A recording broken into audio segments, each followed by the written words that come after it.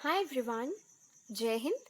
Last की 4 videos में हमने समझा था net income approach, net operating income approach, traditional approach and MM approach का फर्स्ट पार्ट, जो कि था with the assumption of no taxes, कि कॉर्पोरेट टैक्सेस एग्जिस्ट नहीं करते।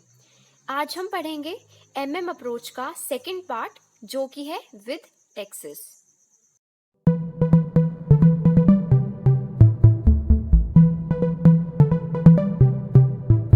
अब देखो, विदाउट टैक्सेस वाली अजम्पशन प्रैक्टिकल सिनेरियो को रिफ्लेक्ट नहीं करती, क्योंकि प्रैक्टिकली तो टैक्सेस होते हैं।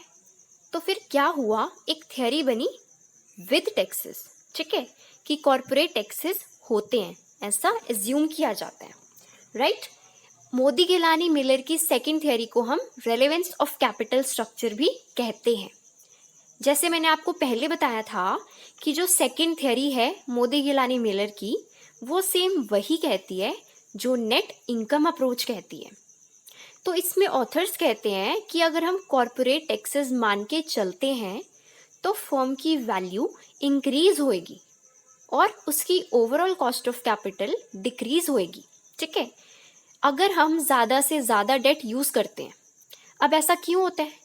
क्योंकि ऑथर्स कहते हैं कि अगर हम डेट लेते हैं तो उस पर इंटरेस्ट देना होता है, और इंटरेस्ट जो है वो टैक्स डिडक्टेबल एक्सपेंस है। ठीक है, जबकि अगर हम इक्विटी यूज़ करते हैं तो हमें इंटरेस्ट नहीं देना होता, डिविडेंड देना होता है। डिविडेंड तो टैक्स डिडक्टेबल नहीं है।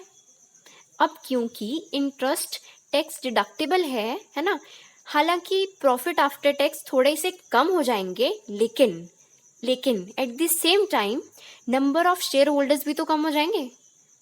तो इसका रिजल्ट क्या होता है, ईपीएस ज़्यादा हो जाती है। ठीक है, यानी कि अर्निंग पर शेयर ज़्यादा होती है, इसमें फर्म की वैल्यू ज़्यादा हो जाती है and overall cost of capital कम हो जाती है बाय एम्प्लॉइंग मोर डेट। ठीक है, देखो, एक होती है लीवर्ड फर्म जिसमें डेट यूज़ किया है, एक अनलीवर्ड फॉर्म होती है जिसने डेट नहीं यूज किया। ठीक है, जो सिर्फ इक्विटी यूज करती है, यानी कि फुल इक्विटी फॉर्म। तो बेसिकली ये थ्योरी कहती है कि value of a levered form will be higher than value of an unlevered form. और देखो, इंटरेस्ट ऑन डेट जिस तरह फॉर्म की वैल्यू इंक्रीज करने में हेल्प करता है, उसको हम कहते हैं इंटरेस्ट टैक्स शील्ड। कि इंटरेस्ट टैक्स डिडक्टेबल एक्सपेंस है, उसकी वजह से हमारी वैल्यू ऑफ फर्म बढ़ जाती है, क्योंकि ओवरऑल कॉस्ट ऑफ कैपिटल कम हो जाती है। ठीक है, तो ये था हमारा आज का वीडियो। आई होप आपको सब कुछ समझ में आया होगा। कुछ भी डाउट हो तो बिंदास पूछ लेना। वीडियो हेल्पफुल रही हो तो प्लीज़ वीडियो को लाइक कर देना एंड चैनल को सब्सक्राइब कर देना। बहुत बहुत धन्यवाद। Thank you, bye bye.